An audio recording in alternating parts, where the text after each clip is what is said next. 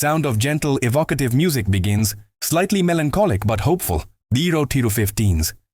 Have you ever looked at a map and wondered how the lines were drawn? Some borders are rivers, some are mountains.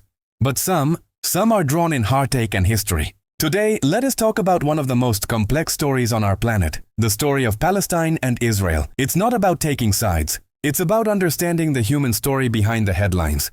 1545s. To really get it, we need to rewind the clock. Way back. For thousands of years, the land nestled between the Jordan River and the Mediterranean Sea has been a crossroads of empires and religions. It's profoundly sacred to Jews, Christians, and Muslims alike. For centuries, under various empires like the Ottomans, this land was known as Palestine. And it was home to a diverse population, predominantly Arab Muslims and Christians, with a small Jewish community living alongside them. 45-130s. Now here's where the story takes a major turn. In the late 19th century, a movement called Zionism began to grow in Europe. It wasn't just a political idea. It was a deep, emotional yearning for a national homeland for the Jewish people, a safe haven from centuries of persecution and anti-Semitism. They saw their ancestral home in this historic land, so Jewish immigration to Palestine started to increase, slowly at first, then picking up pace. They bought land, built communities, and dreamed of a state. But here's the heart of the conflict. There were already people living there. The Palestinian Arabs saw their land, their culture, and their way of life being changed, and they feared being displaced.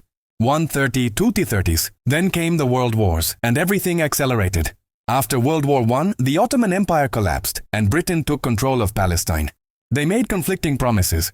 In 1917, the Balfour Declaration stated British support for a national home for the Jewish people in Palestine.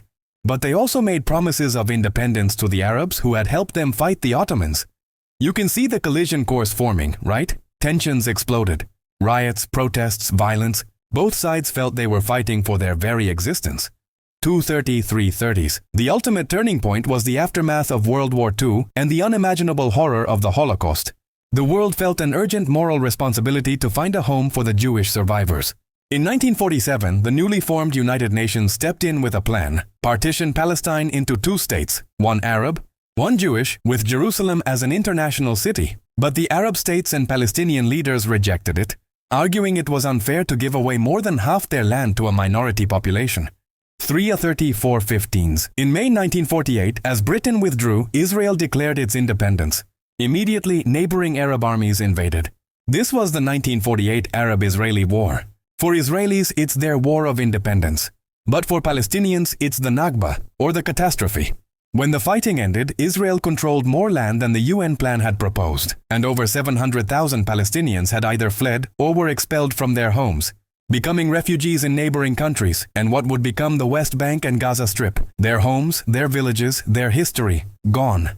The 4.15.5 Ozis. And that single event, that Nakba, is the core of the story we still see playing out today.